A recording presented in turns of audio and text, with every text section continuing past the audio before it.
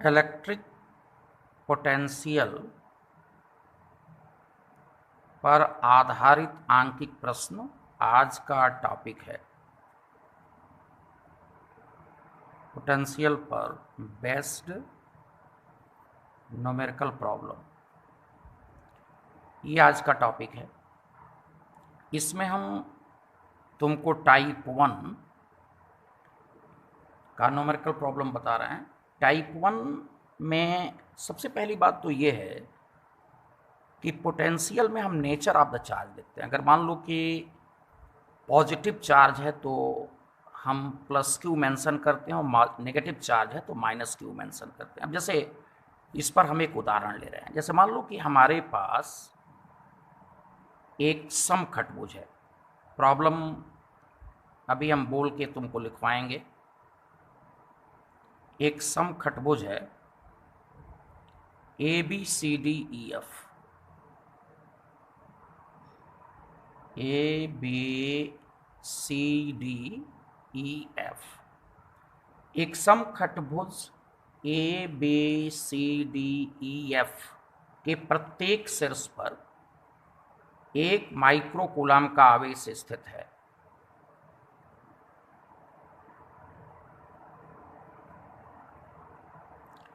और इसकी भुजा 1 सेंटीमीटर की है।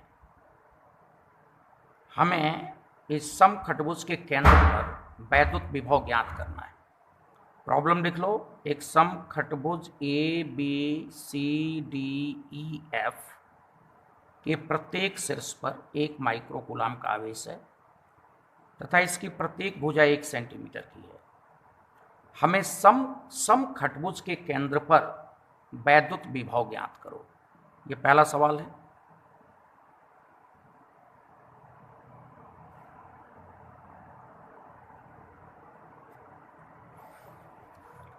तुम सभी जानते हो कि ये जो तुम्हारा अंतः कोण होगा ये 120 डिग्री का होगा और ये डायगोनल इसको 2 भागों में विभक्त करेगा तो ये 60 डिग्री का होगा।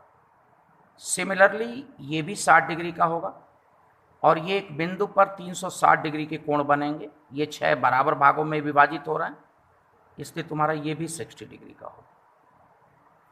ये एक समबाहु त्रिभुज बन गया और हम सभी जानते हैं कि समबाहु त्रिभुज की प्रत्येक भुजा 1 सेंटीमीटर की होती है। इसका तात्पर्य यह है कि A से केंद्र O की दूरी 1 सेंटीमीटर, B से केंद्र O की दूरी 1 सेंटीमीटर। सिमिलरली हम यह प्रूव कर सकते हैं कि C से O की दूरी 1 सेंटीमीटर, D से O की दूरी 1 सेंटीमीटर, E से O की दूरी 1 सेंटीमीटर और F से भी O की दूरी 1 सेंटीमीटर होगी। अतः तुम्हारा कॉन्सेप्ट 1 ये कहता है,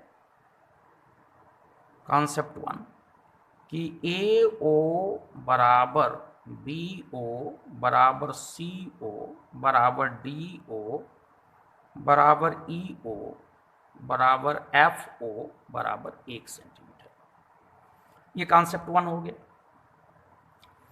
अब इसके बाद यहाँ पे जो वैद्युत विभव होगा ये 6 आवेशों के कारण होगा जो कि A B C D E F पर रखे गए हैं। अतः यदि कुल वैद्युत विभव हम यहाँ निकालना चाहें तो कॉन्सेप्ट 2 में तुम्हारा हो जाएगा, कॉन्सेप्ट 2 में कि V इज इक्वल टू तुम्हारा VA plus VB plus VC plus VD plus VE plus VF के बराबर होगा। ये बराबर तुम्हारा 1/4 पाई एप्सिलॉन 0। ये बता दें जो लड़के हमारे पिछले क्लासेस में नहीं थे उनको, मान लो कि ओरिजिन पे अगर Q चार्ज हो और इससे R दूरी पे हम पोटेंशियल निकालें तो हम ये प्रूव कर चुके हैं कि यहाँ पर जो वैद्युत विभव होगा ये 1/4 पाई एप्सिलॉन 0 Q/R होगा। ये हम प्रूव कर चुके हैं। तो अगर यहाँ पर हम वैद्युत विभव निकालें तो 1/4 पाई एप्सिलॉन 0 तुम्हारा QA हम यहाँ पे डिनोट कर रहे हैं। जो A पे चार्ज है उस चार्ज को हम QA से रिप्रेजेंट कर रहे हैं और सूत्र में Q/R होता है। R मीन्स जिस बिंदु पर चार्ज रखा गया है वहां से सेंटर की दूरी, तो QA/AO लिखेंगे प्लस Vb की जगह पर देखिए सब में 1/4πε0 आएगा, तो हमने कॉमन ले लिया, और उसके बाद Q/R आएगा, तो यहाँ पर जो आवेश है वो QB/, तुम्हारा अब B से O की दूरी होगी, BO लिखेंगे। सिमिलरली यहाँ पर जो चार्ज है QC/CO plus QD/DO plus QE/EO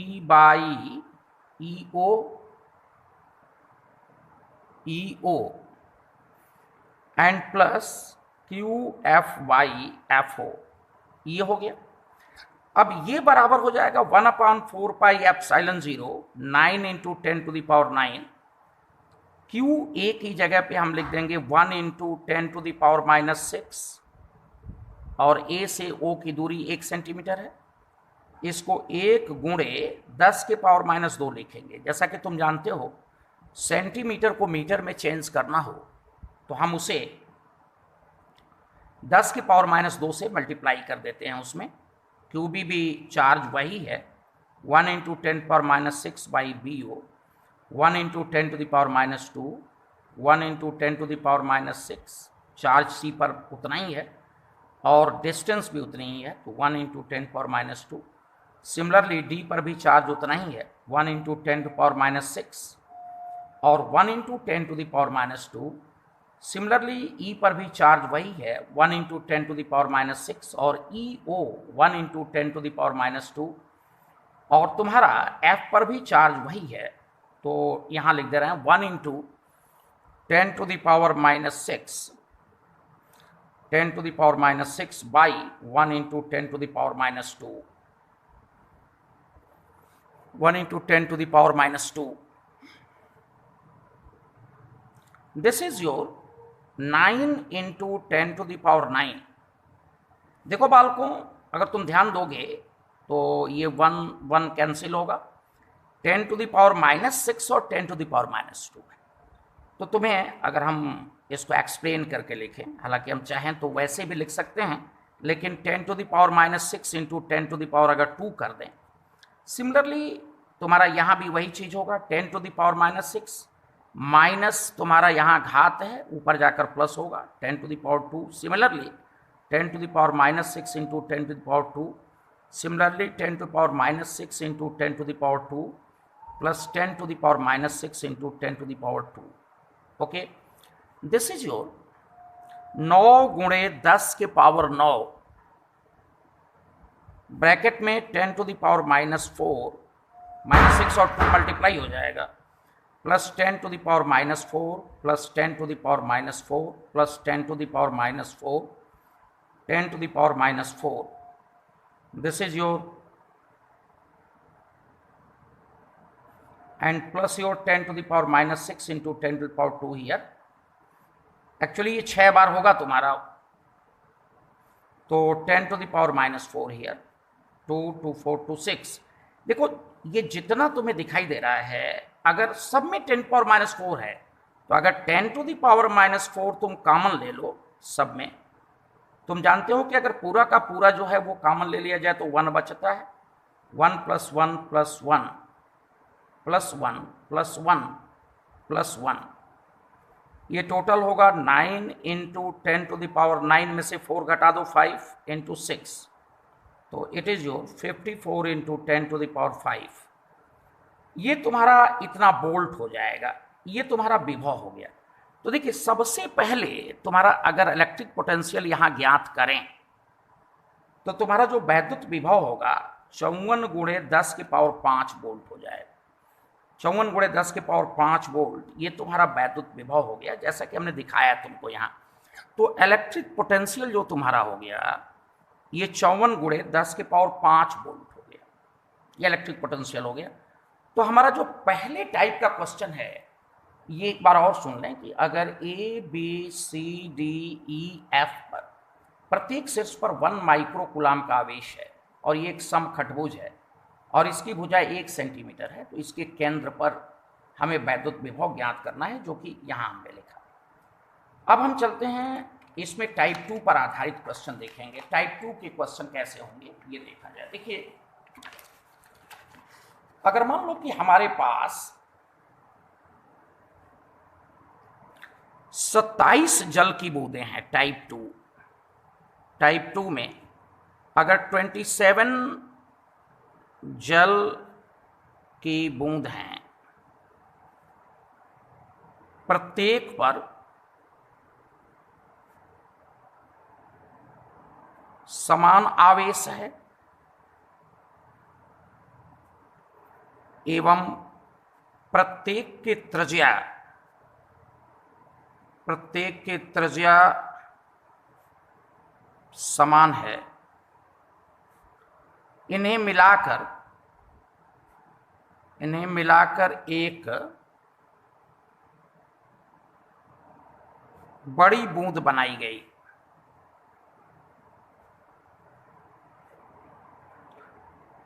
बड़ी बूंद का विभव ज्ञात करो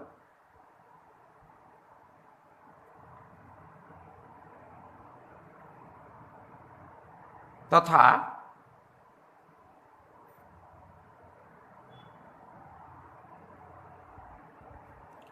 छोटी बूंद के पृष्ठ पर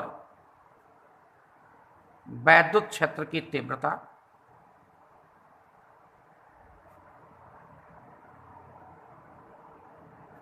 एवं बड़ी बूंद के पृष्ठ पर वैद्युत क्षेत्र के तीव्रता का अनुपात ज्ञात करो।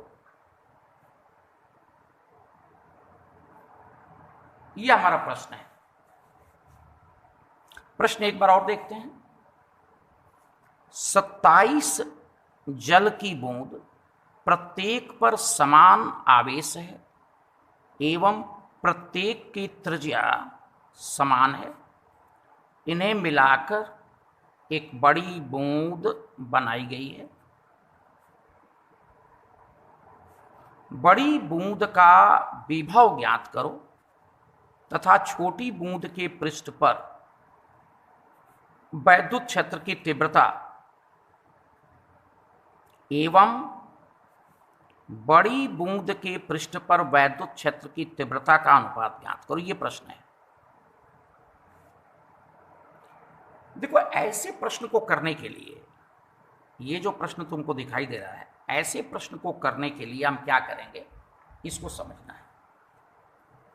इसमें देखिए, विभव ज्ञात करने के लिए बहुत पहले हमने बताया कि मान लो कि अगर ये जल की बूंद तुमको दिखाई दे रहा है और इसकी त्रिज्या स्मॉल आर है, तो इसके पृष्ठ पर स्थित किसी बिंदु पर वैद्युत विभव 1/4 पाई एप्सिलॉन 0 Q/R होता है। यानी कि हमारा पहला काम ये होगा कि हम बड़ी बूंद की भी त्रिज्या निकालें और छोटी बूंद की त्रिज्या निकालें, तभी हम विभव का परिकलन कर सकते हैं। तो तुम देखोगे कि हमें न तो बड़ी बूंद की त्रिज्या दी गई है और न छोटी बूंद की त्रिज्या दी गई है। तो सबसे पहला काम तो ये करेंगे हम कि छोटी बूंद की त्रिज्या हम मान लें और प्रत्येक पर समान आवेश है तो उसको भी मान लें। तो हमारा कॉन्सेप्ट 1 ये होगा बालकों, कॉन्सेप्ट 1 हमारा ये होगा कि माना छोटी बूंद की त्रिज्या स्मॉल आर है एवं प्रत्येक पर आवेश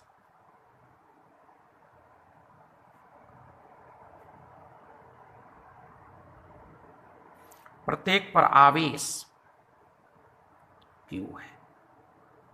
यह हम पहले मानते। अब देखिए, अगर हम प्रश्न पर विचार करें तो हमें यहां प्रश्न से जो चीजें मिलेंगी वो निश्चित रूप से पहली बात तो हमको ये मिलती है प्रश्न को पढ़ने के बाद कि 27 जल की बूंद जिस पर समान आवेश है और जिनकी त्रिज्या समान है इन्हें मिलाया जाता है। तो मिलाने का मतलब कि बड़ी बूंद का आयतन 27 बूंद के आयतन के बराबर होगा। तो कॉन्सेप्ट 2 जो उभर के सामने आता है वो ये है कि 27 बूंद का आयतन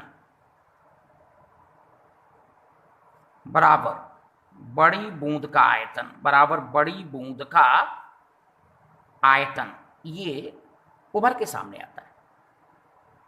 अब देखो बालकों, 27 बूंद का जो आयतन तुम्हारा है यह इंप्लाइज दैट होगा तुम्हारा, चूंकि हमने 27, ये छोटी बूंदें हैं, छोटी बूंद, तो 27 गुणे प्रत्येक छोटी बूंद का जो आयतन होगा ये 4/3 पाई आर क्यूब के बराबर होगा, क्योंकि तुम सभी जानते हो कि बूंद गोलाकार होता है और गोले का आयतन 4/3 पाई, और चूंकि छोटी बूंद की त्रिज्या यहाँ देखो स्मॉल आर हमने माना है, तो 4/3 पाई आर क्यूब होगा बराबर बड़ी बूंद का आयतन, बड़ी बूंद का आयतन हो जाएगा 4/3 पाई आर क्यूब। ओके, 4/3 पाई से 4/3 पाई कैंसिल हो गया, तो इंप्लाइज दैट तुम्हारा होगा 27 आर क्यूब बराबर कैपिटल आर क्यूब हो गया। यहां से अगर हम देखें तो 27 आर क्यूब की जगह पर 3r का होल क्यूब लिख दोगे बराबर कैपिटल आर क्यूब हो जाएगा। अब क्यूब क्यूब तुम जानते हो कि अगर ऊपर पावर समान हो तो ये बेस भी समान होते हैं, इसी सिद्धांत का पालन करते हुए हम लिख सकते हैं 3r बराबर कैपिटल आर, राइट। तो यहां पर कैपिटल आर बराबर तुम्हारा 3r हो गया। अब देखो कॉन्सेप्ट 3 पर चलते हैं, कॉन्सेप्ट 3 पर, इस क्वेश्चन के कॉन्सेप्ट 3 पर आते हैं। देखिए इस क्वेश्चन के कॉन्सेप्ट 3 पर आए तो कॉन्सेप्ट 3 ये कहता है कि अब हम बड़ी बूंद का विभव हमें ज्ञात करना है। तो ये बताओ, अगर बड़ी बूंद का विभव ज्ञात करना हो तो प्रत्येक छोटी बूंद का विभव कितना होगा, ये हम देखें। तो प्रत्येक छोटी बूंद का विभव अगर हम लिखें, छोटी बूंद का विभव लिखें, प्रत्येक छोटी बूंद का अगर विभव लिखें, तो इस स्थिति में ध्यान देना, अगर प्रत्येक छोटी बूंद का विभव लिखें बच्चों, तो प्रत्येक छोटी बूंद के विभव को अगर भी माने तो ये बराबर 4/3 तुम्हारा जो है 1/4 पाई एप्सिलॉन 0, और प्रत्येक का आवेश है तुम्हारा Q, तो Q, और त्रिज्या प्रत्येक का है R, तो R हो जाएगा। तुम जानते हो कि यह विभव का सूत्र है, छोटी बूंद का विभव हो जाएगा 1/4 पाई एप्सिलॉन 0 Q/R के बराबर, ठीक। ओके, अब बड़ी बूंद का विभव, बड़ी, इसको बहुत गौर से देखना कि बड़ी बूंद का विभव क्या होगा, इसको हम देखते हैं। बड़ी बूंद का विभव क्या होगा, इसको हम गौर से यहां देखते हैं। बड़ी बूंद का विभव, देखो बड़ी बूंद का विभव हम कैपिटल भी लिख रहे हैं, ये बड़ी बूंद का विभव, यहां हम लिख दे रहे हैं स्मॉल भी स्मॉल, और यहां भी लार्ज या बी बिग, जो भी तुम इसको मान लो, या कैपिटल भी स्मॉल भी लिख लो, ये तुम्हारे ऊपर डिपेंड करता है। 1/4 पाई एप्सिलॉन 0। अच्छा बताओ कितने बूंदों को तुमने मिलाया, 27। प्रत्येक बूंद पर आवेश कितना है, Q, तो ये सारे के सारे आवेश मिल गए, सभी आवेश मिल गए, तो एक्चुअली आवेश कितना हो गया, 27 Q हो गया। जब तुम 27 छोटी बूंद मिलाओगे और प्रत्येक पर Q चार्ज है, तो 27 बूंद पर 27 Q चार्ज हो जाएगा, इसलिए 27 Q हो गया। और तुम ये बताओ कि बाई R होता है, तो यहाँ पे तो बड़ी बूंद का R लिखेंगे ना, तो बड़ी बूंद का जो त्रिज्या है वो हमने कैपिटल R माना है, तो यहाँ पर कैपिटल R लिख देंगे। बोलो तो V बराबर हो जाएगा तुम्हारा 1/4 पाई एप्सिलॉन 0, नो डाउट, और यह हो जाएगा तुम्हारा, बताओ कितना होगा, 27 Q। तो इस कैपिटल R की जगह पे तुमको पता है कि कैपिटल R की जगह पे 3R लिख दोगे, तो यहां पर तुम 3R लिख दिए, राइट। अब देखो बच्चों, अगर तुम इसको सॉल्व करोगे तो 3 9 जा 27 होगा, हम इसको लिख सकते हैं 9 इंटू 1/4 पाई एप्सिलॉन 0 Q/R। अगर तुम गौर से देखो भी बिग लिख रहा है, भी बिग, बड़ी बूंद का विभव, तुम गौर से देखोगे तो 1/4 पाई एप्सिलॉन 0 Q/R जो है ये एक्चुअली क्या है, या छोटी बूंद का विभव है जिसको हमने वी स्मॉल से डिनोट किया है, तो बराबर 9 गुणे वी स्मॉल। वी स्मॉल ये वी बिग बराबर हो